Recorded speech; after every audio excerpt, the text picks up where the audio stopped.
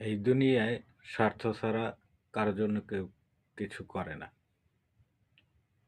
তো আপনার সাহায্যের দরকার, তো সাহায্য আপনাকে করবে, কিন্তু স্বার্থের জন্য। স্বার্থ ছাড়া কখনোই আপনাকে সাহায্য, সহযোগিতা এবং ভালোবাসাও দেখাবে না। সেটা হোক বন্ধু, ভাই, আপনজন, আত্মীয়স্বজন, যেই হোক না কেন, আপনাকে স্বার্থ ছাড়া আপনার কাছেও আসবে না।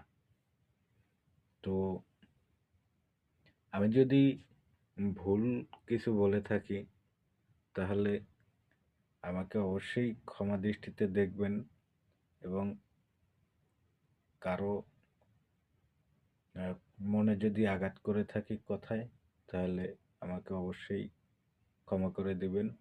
আর ভিডিও